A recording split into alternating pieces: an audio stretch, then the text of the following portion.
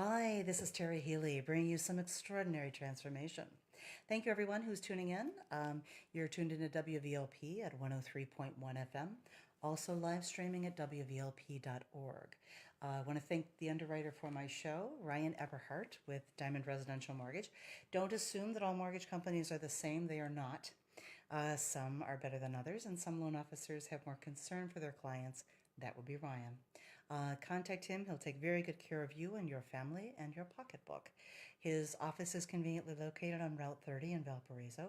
He's at 350 Westmoreland Avenue. His direct phone line is area code 219-707-8429. Ryan, thank you as always for supporting community radio and for supporting my show. Today I have a very, very interesting guest, and I am putting a show in outside of scheduling, so we're doing an additional show to make sure that we're able to promote a cause and an event for my guest. I'm welcoming Dr. Chandra, and he is a neonatologist and also the president of the Indian Medical Association of Northwest Indiana. That is correct. Thank you very much for joining me today. Oh, thank you, Terry, for having me. Yeah. Thank you so much. So this crossed my radar from a prior guest that I'd interviewed, and he said that there is a cause that your organization pulls the heartstrings for, and I have a flyer in front and talking about having an event to support and kind of connect dots for child suicide prevention and addressing the opioid crisis that we have is here correct. locally. Yes. And that is going to be held on May 17th. You're going to hear that a number of times because we're looking for anyone and everyone who would like to support the cause or just get more information about it to come in and join the event. It's going to be on May 17th from 4 to 8 at the Indian American Cultural Center on Maryville Road in Maryville, Indiana, and we'll get more details as we go on to that. So, That is correct. so my understanding is that you took over the role of being the president of this organization Yes. back in January. That is correct. So what prompted that? What made you decide to do that? Becoming a president? Yeah. I was forced into it. What are you talking about? Oh dear. That's That's always the best way to get a but president. yes, but it is the best thing that actually happened. I'll be very honest, and I'm very happy that I took over as a president. That's one thing, and I'm very happy that previous presidents and other members entrusted me with this job. And I can tell you for sure, I have big, and bigger shoes to fill. Oh, Because this organization has been in existence since 1981 really? and had so many presidents and all the stalwarts of the community. Yeah. So I'm such a puny. No wonder I'm a neonatal. I'm actually is neonatal when it comes to the past presidents. So there's no irony of that. Yes, there's an irony and truth to it. So, Oh, I love that. but I'm so very happy to be a part of this esteemed organization, which actually does a lot for the community since its inception. Yeah. And let's say we have regularly we have health fairs. We give out a donation to the local organizations which helps, let's say, children, women, non-profit, and all those kind of things. And for many years, we support the organization who go out to other countries and do medical camps and things like that. That's So I'm really happy that I'm part of this esteemed organization and able to lead it in a way. How long Thank have you. you been involved in it? With what? With the With the Indian Medical organization, Association. We moved in this area almost 15 years ago. Okay. So I'll say almost for 10, 12 years we are involved. For past 5 to 6 years, very actively involved. Gotcha. Well, I'm glad that you're enjoying the role as president because That's Even a little though- stretch. yeah. So enjoying is not the right adjective. I'm sure enjoying, but with a lot of strings and bells and whistles with it. Sure. But that's good. But I'm really enjoying. Jokes apart, I really am enjoying the part of being a president. Well, I love it. Well, what I'm connected to, like in just meeting you, is that there's a certain passion that you're holding about it, I seriously do. Yeah, that's very palpable. That I could tell, and that it just the wanting to share it, to wanting to share what it is that you're doing and to impact our communities and our children and our families. Yes. More than anything, I think it's the families. So has this been the cause for the association for this length of time, or is this a new passion for them? I think it is a new passion, but it is in line with what we have been doing throughout. So, and obviously, we all know this suicide and opioid is becoming a crisis, and it is becoming a fast and fast, increasing every single day. So, I think it is only logical for an association like us, who are all professionals, deal with this kind of a situation day in and day out. Sure. It is only logical that we take first step, and that step in the right direction. I think that's what it is all about. So, the connection I think that I'd like to make, if you can make that for me, is that the child suicide and the opioid. So I'm guessing that those are dovetailed in how you're addressing it and how you're That's bringing it right. forward. And to combine, they may sound like they are far apart from each other in a way, but these are the two main things which are killing our youth and our children this time. Being mental health, child suicide, and drugs, they are all interrelated. Sure. And these two things, the suicide and opioid overdose, is number one. Yeah. And you know there are 130 people getting killed by drug overdose every single day in United States. Wow. There are 1,000 people who actually try drug overdose, kind of diagnosed with the overdose, and 130 of them actually die because of drug boy. overdose. Yeah, because we're just hearing the fatalities, Yes. not the people that are actually trying that. Right. So I think part of that, when you said mental health, is kind of the bridge between those that I Yes. see. So when you're I always feel so naive. Can I just be honest with you? That when I look at these conversations, it's hard for me to connect children to opioids. But then I'm thinking, well, we've got adults that have access to this. And unfortunately, I think had we all known that it was such a highly addictive substance, it would never have been utilized and provided as it's been, That's historically. So if those are in the households, then kids have access to them, and people are buying and selling those things. That as is well. correct. And accidental overdoses are also a reason for kids dying because of these medication being at home. Yeah. Yes, it is. Or if they're buying them on the street. Oh, they are definitely buying them on the street. Yes. Yeah. I kind of want to take this in pieces, because there's just probably so much information about both arms of this. So I kind of want to start out maybe with the opioid conversation. So how long has it been that they've actually been determined that this is really, like, when do they put the brakes on and they start to put the checks I and think it balances is, in place? for last few years, I'll say for last 3 to 4 years, it is really coming to the forefront Okay. of the medical associations, the licensing board, DEA, mental health. Everybody is kind of focusing on this opioid crisis which is going on now. And it is definitely 3 to 4 years, it really has come to forefront. Sorry, go ahead. No, it's okay. It reminds me of a story. Can I share a story? I'll test it. Yes, Let me share a story. stories are good things. So 2 years ago, I brought a family member into the ER, and he wasn't able to get out of the vehicle because he was in a critical state. And so I went into the ER room and said, I need help. A wheelchair, get somebody out here to help get him into the hospital. And they refused to do that. So I had to get somebody on the border of consciousness walk him into the ER. And and only to find out that, and this is in Porter County, Indiana, major hospital out there, that their policy was, if they don't have someone from security to accompany a nurse, they will not bring a wheelchair out.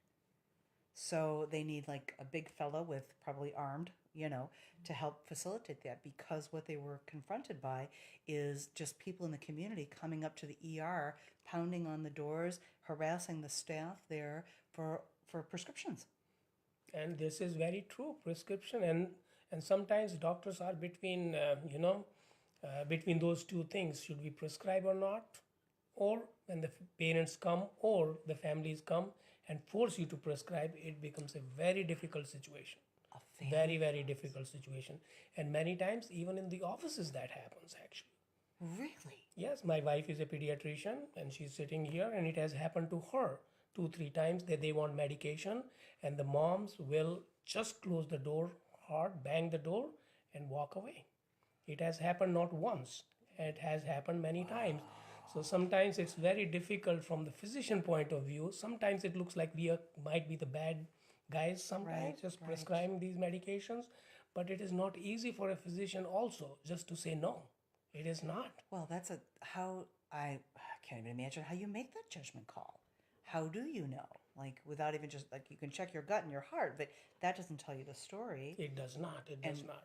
I almost think someone who's in the throes of an addiction isn't honest and forthcoming by nature, and part of the addictive process is that they deceive. So I could see that they have quite a few veils they could wear to come in and get what it is that they need. So Absolutely. But obviously, the licensing board and American academies and all those people are taking a strong stance. Now we have to write 2 prescription, physical prescription, can't give out more than a week. There are so many other rules are being implemented to try to control this menace. And it is a menace, in my opinion. It really is a menace. And hopefully, it will help. do you think that we've seen the completion of the mushrooming of it? Have we seen? I seriously hope so. I hope really hope so, because I think everybody is waking up, and I think we are hopefully will start going down, not keep going up on this. I really hoping, and this event is an attempt to actually start that community awareness. Right. Keep talking about it, because again, if we are aware, hopefully that will bring action. And no matter however small step that might be, if it is in the right direction, that means everything. And again, I'm a neonatal. I always say, even if they are baby steps, they are still in the right direction. Right, And that's right. what counts. Well, and that starts the momentum. That is correct. Yeah, And sometimes one snowball into the whole, what do you call that, snowflake into the whole snowball? Yeah, and then snowman. Yes, snowman. So I'm really hoping that will turn into some kind of a snowman, and hopefully we will actually have a strong impact in the community, in people's lives, and kids. They become productive citizens, actually. That's what the hope is. Yeah, well, we all hope for that, right? Yes, we Because sure do. that's who surrounds us. Yes, That's and our they are world. leaders of our future. Question for you. So, if you're out there and you're increasing the public awareness of the crisis that we're dealing with, how do you see that would help the conversation? Like just more people. The conversation, Yeah. because again, first thing is the awareness brings action. Okay. Many times it becomes a taboo. We don't want to talk. Sometimes when we come to this kind of a community where everybody has been touched personally or somehow, because I know 4 or 5 people who in my own knowledge have died because of this. So if I talk to that about that when I'm in the community talking to each other, it opens us up. Right. It brings down that veil as you were referring to. It brings down that taboo, and hopefully more we talk about, we find those signs earlier. We go to our cabinets and throw those drugs out. Now we know that those are dangerous drugs. Right. Maybe we know that my child is falling on in the grades. Maybe it is time to take some kind of an action earlier before it is too late. So small things, many times these actually are the small things which make a big impact. And even though it looks like a community event, and what we are trying to do, making it fun event, so how can fun and this sad thing be together? No, sometimes the best way to discuss our sadness is by having fun. And that's, I actually truly believe in that. And that is the reason that we made it so fun, that even a kid who is 2-year-old should come there, because we will have face painting and balloon twisting and henna painting and all those kind of things. Because it's not for that child, because that child will have other siblings with him, the family with him. And he sees that kind of an environment and he grows to be a good citizen. That's what the hope is. Well, and in the world according to Terry, even someone as small as 2 years old will catch things. So we They'll hear learn by things, they'll be in learn the by conversation. watching. Believe me, we can't tell child to do, but we can teach them by doing it. True. Very More true. we do, believe me, when we think like, how does he know 20 words already? We never taught him, because he's listening. He's He's observing. observing. Yeah. Observation is the strongest way the kids learn. So the first thing we can do, actually be what we want our kids to be at home. Believe me, if we be that, our kids be what we want them to be. If we tell them, oh, don't be on the screen for 10 hours, and if I'm watching my phone all the time, it's not going to happen. Right. So I might well change my behavior if I want to change my kids' behavior. That's the best way to get at it. Yes. Yeah, you can finger wag all you want. No matter, believe me. In my opinion, it actually pushes you further away. Yeah, I agree. Then you don't become your kid's friend. They stop telling you anything. then you are in dark, you don't know anything because you're not their friend anymore, because all the time you do is wag your finger on them. So they're not going to talk to you. So I'd rather be a friend, talk to them, and be an example. If you're an example, I think it will not be a problem. It will solve a lot of problems, in my opinion. I think it reduces it. I wish that it could take Yes, all of it away. yeah, that is very true. It will reduce significantly. You are absolutely right. Yeah, it will not take away everything. I wish it did. I wish it did too, because then we Yes, could all yes, just follow that code. yes. And I know, like the finger wagging and that sort of thing. It's what gets missing, I think, from parenting is letting your child know that it's okay to fail. Yes, yes. And you know, I've said to my children Yes. countless times, you know what? I don't think I'm Mother of the Year now. I think I That's lost the right. crown.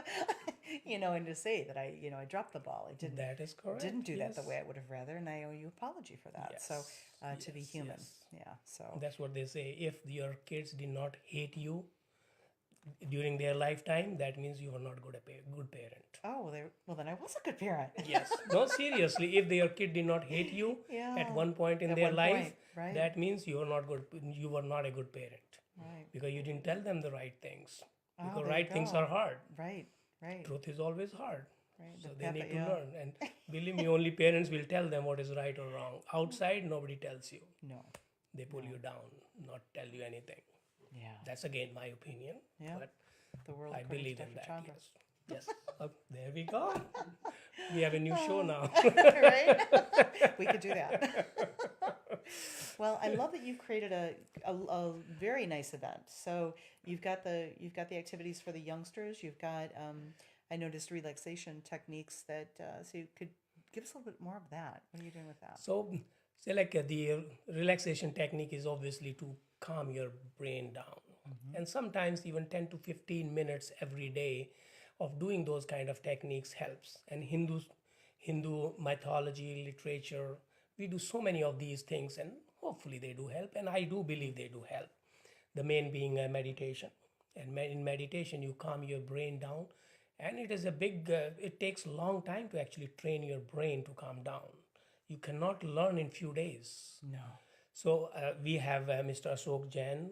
He has agreed to teach us meditation that day. Hopefully he will have 10-15 minutes for him to go on the stage and teach us.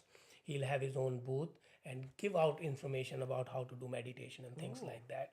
But it has to be done regularly. Oh, without doubt. Yeah. It doesn't have to be every day, but at least you take time out for that meditation. Believe me, it will help you immensely. And I know people have told me they have actually achieved nirvana by doing meditation every day. They can actually feel God. Doesn't matter which God you believe in. It's not about that. It's about if you believe in something, believe me, you will learn to actually believe in something. You can train your brain to believe in that thing. The second thing is the second one we'll have laughter yoga. Miss Bambod does that all the time. She is very well known for doing laughter yoga. And if you go to India in the morning, you will see people in bunches of 10 to 20 people. They are doing yoga. They just force them to start laughing. They'll go, ah. It looks so artificial when it starts. Yeah. But I can guarantee in 2 minutes, you actually are laughing. Really? And again, the laughing is the best medicine. Yeah. Even though when you don't feel like laughing, once you are in the morning, starting to laugh 1 or 2 minutes, it might look silly. But believe me, you actually start laughing by the end of the session and you feel much better. So is there going to be a demonstration? There'll be a demonstration. She'll be That's there. going to be fun. She will again let us know how to do that. Yeah. Teach us a little bit. And if we feel shy not to do it outside, maybe we have to do it on a basement to start with. Right. 1 month in basement, and then we can teach everybody else in the community. I love that. I don't know any. I mean, aside from who you're mentioning, I don't know anybody who's doing that in the region. And she does pretty good. And again, even if you don't have a teacher, go outside, keep your hands up, and start laughing. Just keep going down and up laughing. Believe me, it helps tremendously. I would love to try it, and I would like to try it in a group because I would feel awkward if I did it by myself. But That's the whole thing. It looks like it is awkward. It's Yeah. silly for 1 minute, but believe me, it is not. no, I'm sure not. Well, it's good. Yes, And no. I've heard of it, so I know it's got some Value there. to it. Yeah, there's Value to there. it. Yes. Well, and I'm a daily meditator, so I'm very much And into that, then you yeah. know better than me, because even though I'm kind of teaching you the benefits of meditation, I'm not a meditator myself. Really? But I know people who meditate. I'm surprised you don't meditate. I look calm just like that. So you don't need to. Yeah. No, I do need to. Absolutely, I do need to. But yes, then you can actually tell more about meditation in a way. But meditation, I think, can teach your mind. You can actually train your mind. Well, I love looking at the scientific things as well. So I remember seeing a study at some point where they actually looked at the physiology of the brain, and what they found is that people that started a daily meditation and had done that for at least 30 days running, that their brains actually carved out new neural pathways. Oh, I And I'm believe certainly you. not a doctor, so I'm not Oh, speaking I in believe term, you but 200%. yeah, it's amazing to me that Yeah, your I brain believe, is malleable like yes, that. it's So, very malleable. so if you're going to input, I say definitely do it with meditation, not with Yes, other things that are available to us, yes, in our radar. So, yes, yes. wonderful. You've So got it. then Food we'll and have music. actually the relaxation. We'll have yoga. So somebody Okay. will teach us yoga that day. Just one or two asanas, Yeah. and sometimes doing asana with meditation, beautiful. Gives you time to calm down to your body and brain both. Can't be better than that. No. Then we have another person who is visiting from India, Mr. Kalra. He is going to teach us Reiki, getting transferring energy from each other and things like that. So we have a lot of things, You in there. do. Yes, You do. Very interesting. lot of things that Wow. day, and everybody is welcome. We'll have and something for everybody, Yeah. and we want whole community to come there, enjoy, sit down with each other, have a little dinner, and listen to the music. Remember, we already have a professional band playing there.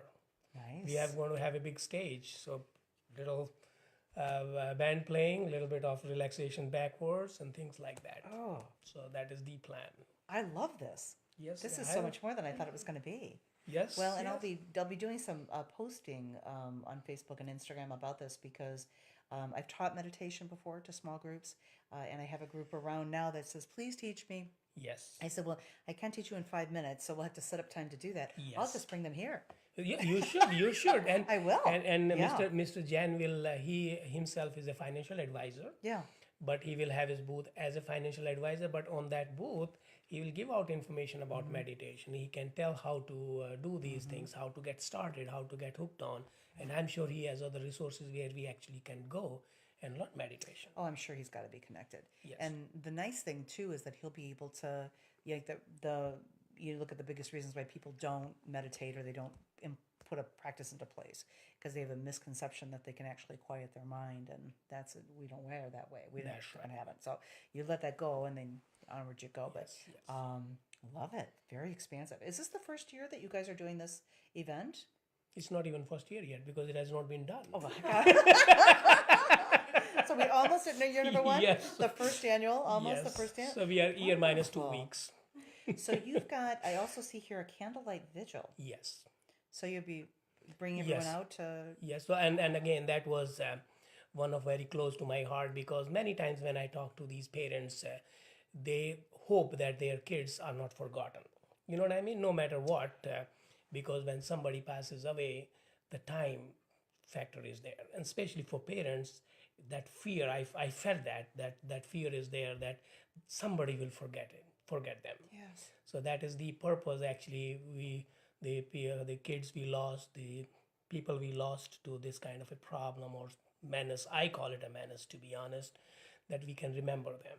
So Right. what we will do is we are planning to have a big tree where we can decorate like an ornament in our loved ones and hang it on the tree. We will have candle lights, like small tea lights with little white envelope kind of a thing where we can decorate the name of our loved ones, write them about them, and then we'll put the lights inside and then put it around the premises.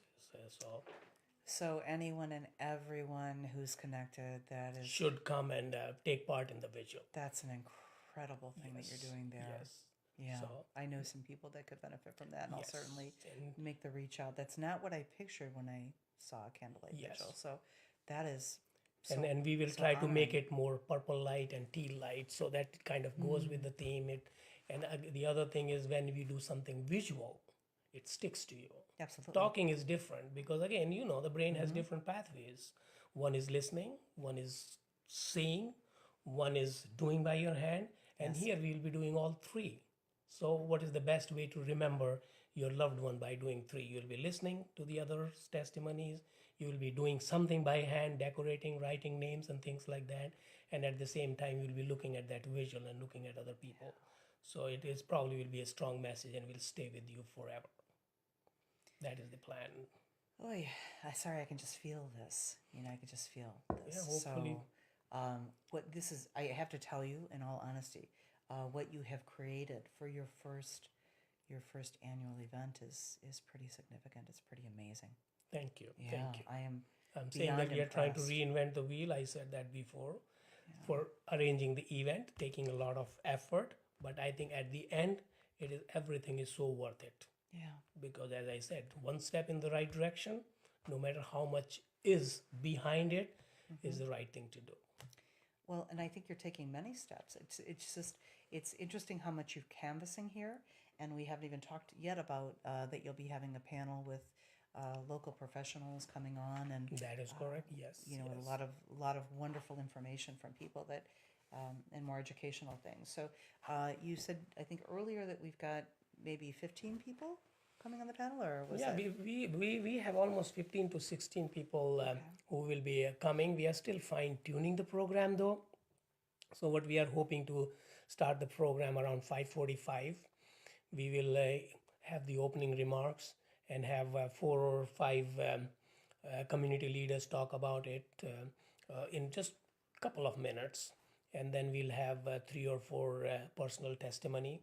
And again, those personal testimonies are important to connect with the community. And they will tell us about their experiences. How have they kind of cope up with this kind of a situation? Yeah. Because no matter, it is I should say that nobody can cope up with this. Nobody can. But again, brain is resilient. We try to come up with the ideas, and I'm sure we actually go in alone and probably cry about it every day. Sure. But we have to put a brave face to it. So that hole cannot be filled. But however, learning from their experience how to cope up, at least in outside, that can be done. So we'll have those personal testimony for from 3 to 4 people.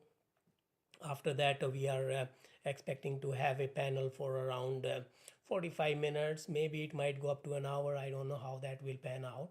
But we'll have different kind of people, almost 12 to 13 from different specialities, which we'll have. We hopefully will have a coroner that day. We'll have 2 psychologists, Dr. Gopal, Dr. Nagabadi. Then we'll have a psychiatrist. We have a board member of SAFE Coalition, and SAFE Coalition does a lot for human trafficking, and they have become the leaders in doing that. We are hoping to have a justice there. We'll have Mr. Dan Pack, who is CEO of Swanson Center. We'll have a professor of criminal justice from Indiana University, and he is expert of opioid prevention, Mr. William Watkins. Then we'll have Lake County Sheriff, Mr. Oscar Martinez, and he has been actually our biggest contributor, donor. And then when I approached him, he was the first one to really give it the impetus which I needed. Yes. Because it was right initially when I was kind of conceiving, that's the time he said that, yes, I'm with you. I'll be there with my full force and do whatever it takes. And that's told me that I can actually do this. Right. That he was my first major contributor and pushed me towards it. Right. So I have to recognize that part for sure. I'm not surprised by that story with him. Yeah. Yes. And I was very impressed the way he was. He really wanted to do it. I didn't have to convince him of anything. No. Nothing. No convincing required. He was there. He wanted to do this, and he wanted to do much more, whatever it takes to bring it down. Right. And I'm sure he has seen so much of this in the community by himself. So I'm sure it is very personal to him too. I'm sure. So then we'll have a pain physician on the panel. We'll also have Lake Station Police Chief hopefully on the panel. We might have another motivational speaker. So you can see that we have a varied panel, and the communities can ask questions, whatever they want to ask to these panelists. Nice. Because their questions are important. We will also make some questions just in case we don't have any. Right. But we want community to ask questions. Sure. Whatever these guys can answer, how to recognize something, how they can approach to the police. Let's say if something is wrong has happened, can we approach to police? So, and Mr. Martinez said that we want to know the community that they can come to us. No matter, don't worry about what outstanding against you, because if you have a problem, come to us. Don't worry about that at that time, because just not don't do not take help just because you have something outstanding. Please come and ask for help, and we are there to help you out. So those are the things we are trying to do, and hopefully that panel will answer so many questions. And Well, and my heart says that you'll have more questions than you have time. I believe so too. But I think believe that too. what's striking to me, and though not surprising, is that you are assembling so many people that we're all aware of, and we kind of see through the radar, but we don't ever actually get access to these people. That is actually, yes. And yes. but why it's not surprising again goes to the sense that I had when I first met you, of like just the authentic resonance that you bring to the conversation. And I think a lot of people, they've held a passion or a cause for a long, long time. Sometimes that goes away a little bit, or some people bring their own agenda to things, and none of that is present in what you're doing. Thank you. I do want to let everybody know, though, a little bit more, repeat the details of what the event is. This is actually going to be on May 17th this year from 4 o'clock to 8 o'clock at night. It's at the Indian American Cultural Center. The address there is 8605 Maryville Road in Maryville, Indiana, and that is in between Route 30 and 93rd Avenue, if I'm correct, on the east side of the street. That's right, and it's next to Myers, Route 30 Myers, next to 65. It's very close to that. Yeah, very close, and I don't think you can miss it. I don't think you can miss it, and it has a unique temple building. Yeah. So you will not miss that. It is in the same grounds where the temple stands. Right. And actually, our temple was awarded the best architectural structure of the year. Really? Isn't that right? That was last year. Wow. Wow. Yes. So, you So haven't been it there looks in a while. different. It will look different and different, colorful. So you will not miss it. I thought I'm excited about that. That's going to be fun. And then you said you'll have live music and food vendors, or? No, we will provide food from ourselves, and then we already have a big food committee. Okay. So we will provide veg, non-veg. It won't be Indian because that becomes too much to cook and give. But we will definitely provide enough for everybody to have fun. Then we will have other different booths. Hopefully we'll have some other things for kids, maybe popcorn, maybe cotton candy, maybe things like that. Yeah. So, but we'll definitely provide free food to everybody who comes that day. You have created an amazing event. Yeah, we are trying. Let's see how it goes. Yeah, no, my goodness gracious. I mean, what a lovely way to bring your cause forward, with, Right. my goodness gracious, there's just so much here to offer. I'll definitely be there. That's without question. And then you've shared so much with me that I just have circles that I can already cast the line to. Like I had no idea this was all going to be happening. So I do have a better insight to the opioid crisis, and and I think what I'll walk away from our interview today is more of a profound human compassion for the physician. Not that I was not compassionate about it, but That's right. just to step into the light of what your wife must experience of, there you are trying to do the best to care for your patient and struggling between what you're being presented with. That's right. And the demands that are made upon you. And then always straddling what is the best for the patient. That's right. And are you actually creating more of an issue or an issue that didn't exist, or et cetera? But it does give pause to that. It does give pause to that. And I think that needs to be known. That's right. And again, me being a neonatologist, I see these babies also struggle with this problem. And see, last year, Indiana started to check babies' umbilical cord for drugs. Wow. And they checked 3,000 people, and 20% of it, almost 400 plus, tested positive. And this was a random sampling? All the babies who were delivered in the hospitals, different hospitals, they were the part of the pilot. But out of 3,000 samples tested, 20% were positive. And we are talking about mothers who actually are pregnant. Sure. So I am assuming that the pregnant mothers are more careful and things like that. So their chances of having that should be lower. If 20% is low, then we can understand how bigger the problem is. Right. And I've had babies personally stay in the NICU for 2 months on medications because they were withdrawing from the effects of opioids and other medications or illicit drugs. That's just heartbreaking. It is, it is. And especially when they can't speak for themselves. These babies can't speak for themselves. And I always say, sometimes the mother will say, oh, he's not withdrawing. I said, you cannot stay away from a drug for one day being an adult. And you are expecting your child to stay away without a medication just because you think that he's not withdrawing. Right. I don't think that's fair, especially for a child who cannot speak for themselves.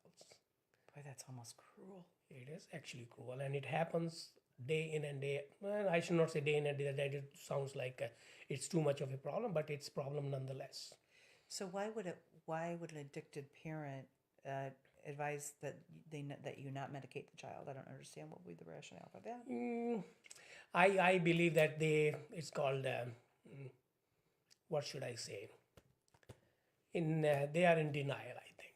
I see. And by through their child, if not all, most of the mothers, I'll be very honest, they are very caring because obviously mother is very caring for their child. But I think this is through their child they are trying to prove no, he doesn't have any signs because I never did anything. Right. So because if she agrees or he agrees, that shows that guilt in a way. Well, then they have to But face we it. find it out no matter what. It's very naive for them to think that we don't know that what they did. Because the drug test these days, they can test anything in parts per million for all practical purposes. So if they think that we will not find out what they did when she was 8 weeks pregnant, she is mistaken. Wow. We will find that out. This umbilical cord actually can test for all of the pregnancy, not just that day. I didn't know it was the entire pregnancy. Yes, it is the entire pregnancy. Wow. Before that, we used to do meconium, the meconium, which is supposed to keep collecting throughout the gestation. And that used to be a bigger sample and things like that. So we are moving on to more efficient umbilical cord testing.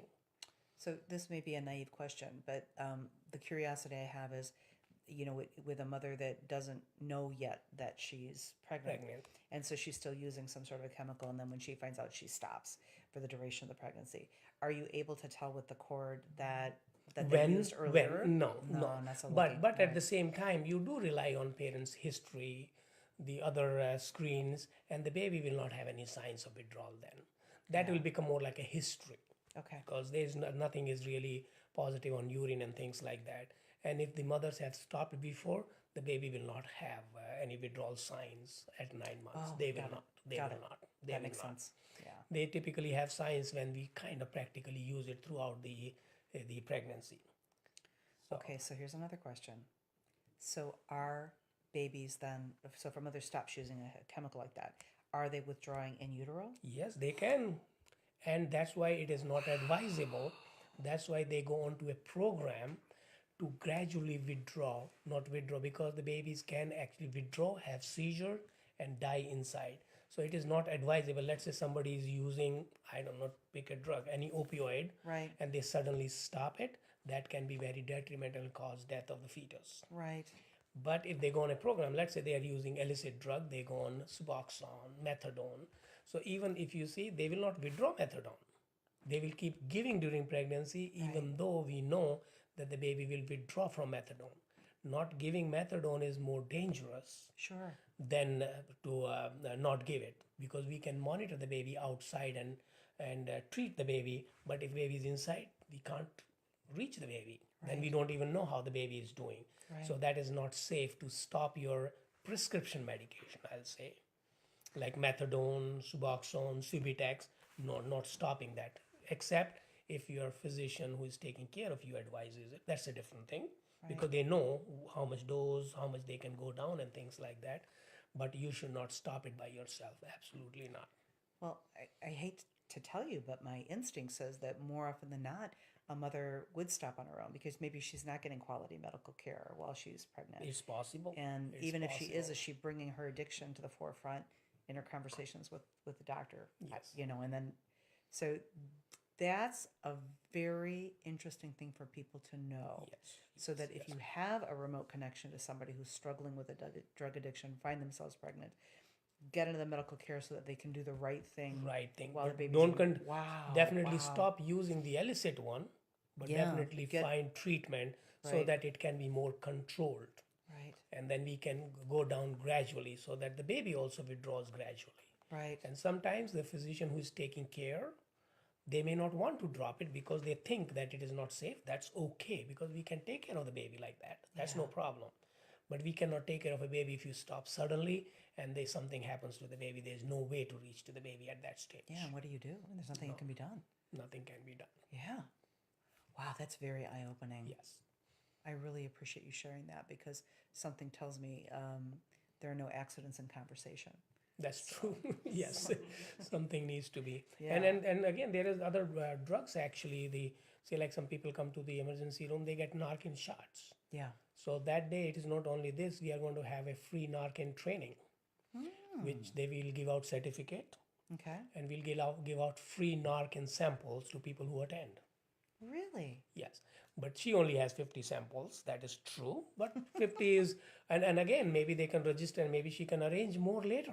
It's Right. possible. Right. It's possible. But we'll have a free Narcan training that day, and they can come register themselves. It's on the Facebook and things like that. And then it'll be for around 30 to 45 minutes. She'll answer all the questions. She'll tell you how to use it. And Narcan is the medication which starts acting within seconds and can withdraw the drug which is already deposited itself to the receptors. It removes it from the receptors. So if you are overdosed, it is a life-saving medication. And nowadays, actually, I cannot speak for police department, but I know most of the police department require their police officers to have a training every year in Narcan. And I think they do carry with them. I can't speak that myself, but I think they do carry them. Well, I think they should. Yes, I think they do. Yeah. I mean, I think of the risk to their personal safety when they're dealing with public that are addicted. Yes, You know, yes. that impacts their lives as well. As I'm not familiar with that Narcan, that's a different concept to me. So Yes. And then many times this has to be intranasal. So you don't have to even put a shot in. Yeah. Just do it and put it in the nose, and then because nose has good vascularity, it Right. can absorb that medication. Right. Well, and I think they've gotten the technology so advanced now with That's inhalable right. medications. So at least that's my So understanding. that will be the other thing the community members can take advantage of. Yeah. Wow. Look at all the education you're Yeah, bringing. we are trying. You really, Hopefully. really are. We I are mean, hoping. I'm going to go back and re-listen to this before, and it's going out obviously live now, but I'll go back and re-listen because there's so many things that you've already touched on. I've forgotten the ones that I'm thinking. I've got to put a blast out there because That's why you have to take notes. well, I'll do later at home in my pajamas. I'll re-listen and go back in and see what I want to do with it. So anyone just tuning in, we've been just having a real interesting interview here with Dr. Chandra. He is a neonatologist and also the president of the Indian American Medical Association of Northwest Indiana since January 1 this year. That's correct. So again, he's stepping into big shoes, but it seems to be, from my vantage point, he's filling them nicely. Thank you. Yeah, very nicely. So Yeah, this is very, very, very exciting what you're up to. I love that you've gotten support from the community. I'm excited about the panel of professionals that are going to be there and the fact that they're accessible to the public. Yes, I think that point is a very good point, which I actually never thought of. Yeah. That most of the time these panelists are not approachable to common people. No. So it will be very nice for them to be there and people ask questions directly to them. Yes, because we can't get to them for various reasons, and there are a couple of them that I have emailed, and I imagine that it's an email that's like a black hole. And these people are like the Wizard of Oz, that you never get behind the curtain. There we go. You don't get to see the person behind the curtain, so But that's going to be but exciting. it's with the help with the community members and their willingness themselves to be part of this. Otherwise, I told you, I'm a neonatal. Right. I'm neonate. Yeah. So nobody listens to me, but at least they are coming there. So I'm very, very happy and cannot be more thankful than this. I really cannot be.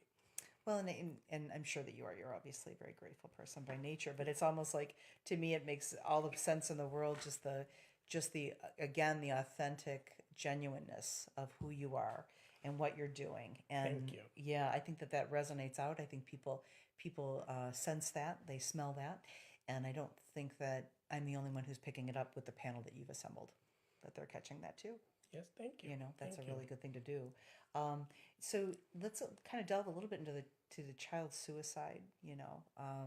Are you seeing any increase or decrease in that in our community, Actually, sir? no, it actually unfortunately increasing, and in Indiana, actually last year we had 1,092. Last year, this is, let's see, this was 2000 last year. This was 1,092 children actually committed suicide last year in Indiana itself. Wow. So again, there are 130 people committing suicide every day in U.S. Well, and I'm looking at a form that he's referencing here, and it shows 1,092 deaths in Indiana, nationally of 47,173. So it tells me we're a little higher than the national average. Yes, national average is only 14 people per 100,000. We are 16.36 per 100,000. Yeah, that's a little, well, all of that is upsetting without question. But so I know that mental health plays into that, addictive substances play into that. Yes. What I mean, are they feeling that there's a major cause, or I think it's peer pressure, drug addiction, mental illnesses, and I don't know why the child depression is becoming more and more common. Anxiety, and obviously ADHD and all those things are definitely there, but they are not cause for this thing. It looks like child depression is becoming more and more issue. well, I have a theory of it. Again, the world according to Terry is, with the advent of technology, what wonderful things it's provided to us. But unfortunately, what it's done is it's disconnected us It from has each other. isolated. It has isolated ourselves. Yeah. It's So, have isolated. Yeah. and I think it destroys the family. Yes, So it we've does. got someone It does. listening in with that. Yeah. I think it feeds upon itself to do that. I Yes, don't know that yes. it does anything to. It's an unfortunate thing, but my heart says that that contributes to that conversation, if not That's right. accelerates it. But um, You see, the other thing I was very astounded by this. This is a piece of paper which is mental health, and it was past 12 months Yep. in Lake County, school students, and these are valid cases. Think of that. They asked 3 questions. One was feel sad or hopeless for 2 weeks in a row. Seventh grader, 30% of seventh grader felt sad or hopeless for 2 weeks in a row. 30%, seventh grader. What, they are making money? They need to do anything? Why? Because I think peer pressure, who knows, cyberbullying, getting away from the family with the screen times and things like that. But those are my own assumptions. It's not that I'm talking about what we actually have in theory. The other one is seriously considered attempting suicide. okay. That was the second question. 21% seventh grader seriously think. 24% eighth grader, 18% ninth grader, and so on and so forth. Okay. So it stabilizes then. So it's kind of goes to like 18% after that. Okay. They have seriously considered attempting. It's not just like, oh, Yeah. my mood is not good. Right. Then out of them, 13% actually made a plan to attempt suicide. Wow. People who made a plan about attempting suicide, 13% seventh grader, 13% of seventh grader, they actually made a plan how they're going to kill themselves. Wow. So you can understand how big this problem is. It's not just about talking about it. Those are shocking numbers to me. I'll be honest with So, you. and this is 2018. This is not from, let's say, 20 years 20 ago. years Right. ago, and at that time we had no money. We were poor. We didn't have bread. No, it's nothing like that. No. This time of what should I call in life is plenty. Should be. It's time of plenty, actually, in a way. I'm sure everybody is different, scales and things like that, but I think that's really disturbing. What's interesting to me, and I know we don't know, we'd need someone on the panel to explain it to us, but why is it that those numbers are heightened when somebody's in eighth grade? So every number of those questions went up a percent or two from somebody who's seventh grade or eighth grade? What's so distinctive about that year? I think they are immature. They just easily malleable. They are easily bullied. They are easily impressionable. I think that's why they think their life is worthless. Even they change school sometimes becomes so hard for them because they don't have that much of coping mechanism yet. Their brain is not mature yet. I think that's why we see that peak at that age, and then once we know, oh, this is nothing. This happens in life, so we kind of start So that's what's happening accepting around it eighth grade. probably. Yeah, So that would be my theory on that. that's a good one. Yeah, that just cognitively was better Yes, skill yes, sets with yes. that year. Yes, and in Indiana is highest on that compared to our neighbors. Indiana 20%, and these are high school students seriously considered attempting suicide in 2015. Indiana 20%, Michigan 17%, Illinois 16%, excuse me, Kentucky 15.7%. Wow. So Indiana is actually almost 3 points higher than our neighbors. That's a curiosity. I would love to know what's causing that. That's right. I don't think we have a cause analysis that way, but Oh, that you don't think these are the anyone's done a numbers. study to see? I don't think we have that. I'm sure Department of State is trying to figure that out because obviously this is becoming more and more and more issue. So I'm sure we are trying to find out, but I don't think we have a clear-cut answer so far why we are above everybody Yeah, else. where are we That at the answer. average? It's surprising. I wouldn't have thought that. I would have probably hung that moniker on a different state for different reasons. That's Indiana right. just seems like why would you be higher than the national average? That's Doesn't make any right. sense. That's But, right. And I think that's why I think sometimes we assume that we all know things. yeah, But I'm very, let's say, most of the time we are so naive about things which are out there, and we think, oh no, we know that. Oh, this is. But when we start throwing numbers, I never knew that, Right. and me too. Actually, it's not, and that's why the community needs to know that how big of a problem this is. yeah. Hopefully, this will come out of the panel. Maybe we'll put some educational material outside, the resources and things like that, that will tell community that this actually is a real problem. 20% of people, 1 in 5. That's a big number. That breaks my heart. Yes. I think of 13 and 14-year-old yes, kids. and trying to think about this thing instead of playing, making friends, learning about things. They are thinking about this. It's a difficult situation. And think about parents. They want everything good for their kids. They are trying to provide for them, and then suddenly they get into that kind of a situation. So as she said, it just breaks the families. Well, and one of the things that occurred to me when I was just mentioning about technology maybe contributing to this disconnectedness is parents that are disconnected from their children. No, Because of the it happens. technology. It does Like you happen. mentioned earlier, it's like, how do you does show your happen. child stay off the phone for a little bit, Yes, hit bit here and yes, there, yes. when you're on your phone all the time? How do Yeah, you you have- prove that point? But what impact that has? Yes. But You boy, have to that be an just- example. You have to be an example because you can only tell your kid what you do, Right. cannot tell them what to do. You really cannot. They resist it, and especially when we are teenagers, that's the time we are rebellious by nature. It's not. It's in every group of living. Oh, sure, Like it's how if we're you wired. see, yeah, we are wired like that. Like even in animals, dogs, when they are in teenager years, they are just like that because that's how we are too. So just telling them, no, you are obnoxious. No, that's not true. That is this age where they have to be. But if you play by what you call education and play by role, then I think we can get through that easier. As a pediatrician, as a parent, as a neonatologist, as a physician, I can tell you that for sure. If you are good examples, I think we will have good kids. You're a very positive thinker.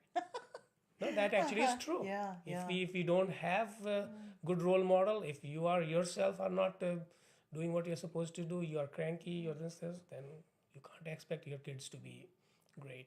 Well, sometimes some people are like some children are like Phoenix. They come from the ashes That is true. and they create something different. That is very true. I will tell you one of the things that I yes. do many different things. I wear a few different hats in life, but I created a radio show program that deals with homeless teenagers. And years ago, I used to volunteer in Chicago for an organization in the Wrigleyville area that had the highest population of homeless youth. And I would go up and help do what I could on the days that I would go. And so recently I approached them to bring the radio show program there. And now there are 6 different organizations supporting that effort. And I recently found one here in Indiana doing the same thing. Well, and I asked the gentleman, wow, I'm just surprised. In 7 years now we have 6 organizations here in the city. Has there been an increase in population, or is it just more support there? And he said a dramatic increase in population because of the opioid crisis. Seriously, see? Children can no And longer stay in their that home. actually is the second thing which comes to my mind, which I kind of help out, is the homelessness. But I still have to understand it. First, maybe I have to come with you sometime me. and learn about it, because I feel, especially being in a country where we can afford so much, and there are so many good-hearted people who want to help. Yes. How can we have people sleeping on the street? That's Well, I think that you've hit the nail on the head when you've mentioned so many times it's about awareness. yep. And that's what starts the catalyst. That's what starts the motion. When I step out and do that, I'll give you a call. Please give me a call. I will, if I'm love available to not have in you the do that. hospital, I will 100% be there. Yeah. Seriously. Well, we'll have to figure it out when you're not in the hospital. No, that's true. That's We true. just have to set those hours. That is true. But yeah, That because is true. there's something very empowering of At least I want to learn about why this problem is so much of a problem. right. And Right. it really seems like it is a problem. It's a growing problem. It's a growing Yes. problem. The organization that I found in Indiana, they're in the Miller Beach area. I don't even know that existed 6 years ago That's when I right. was looking for a volunteer opportunity and took myself to Chicago.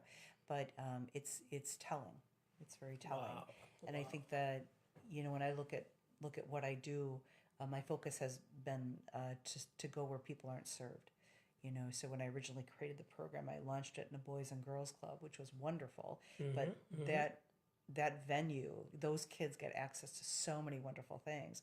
The kids that are homeless and are living on the street, They have no. Yes, exactly. they have nothing. correct. Yes. Nobody comes and brings them anything. Yes, yes, So things that are going to empower and help them change their lives Yes, and see a different yes, reality. yes, but yes. but I could so see you doing that. Yes, yes. No, I seriously will, because that's the Yeah. other thing I tell Rashmi so many times. It's not first time I said that. Yeah, So many times. yeah. I really find that it's surprising that how is that even possible? I know. Maybe I don't know the causes why they have to be on the street. You know what I mean? And special able-bodied kids, Right. which can do things for either community or find work and stuff like that. Why? So that just The gentleman in Chicago, I mean, he was kind of projecting, and he said definitely they know it's a conversation opioid with is opioid. definitely And he said also contributing. we have wage problem here, that our wages now have stayed so Stagnant. stagnant for so long, then the expenses have been rising, that Yes. families and households can no longer afford to feed everyone in the household. So the They big want ones get them kicked on- out. Yeah, Wow. out of the nest, especially if there's addiction going on. That's part of the conversation. But we'll circle back That's around right. to that. So I want everybody to know again the event that's coming up on May 17th from 4 to 8 p.m. Going to be held at the Indian American Cultural Center. That address is 8605 Maryville Road in Maryville, Indiana, just south of the Meyer off of Route 30 or north That's of correct. 93rd. No. p.org. Want to thank the show sponsor, Ryan Eberhardt with Diamond Residential Mortgage. Ryan is a wonderful human being and definitely takes the time to do the right thing and provide the right education to his clients. Buying a home, getting a mortgage, big things. You're not buying a pair of shoes. Go see him and get some advice in such an endeavor. His office is conveniently located in 350 East Northland Drive in Valparaiso. His direct phone line is area code 219-707-8429. And again, a huge thank you to my guest today, thank you. Dr. Chandra. Thank you. Thank you, Terry, and obviously the station, which is WVLP. Yes, Thank you so much for having me today. you're welcome. We'll see you all on the 17th. Yes, and the appeal to the community, be there, because we can make a program, but if you are not there, then it's no use. And we want to So be there. So be there. Wonderful. We'll see you all there. Yes, thank you so much. That's my next question. Will you be able to do live that day?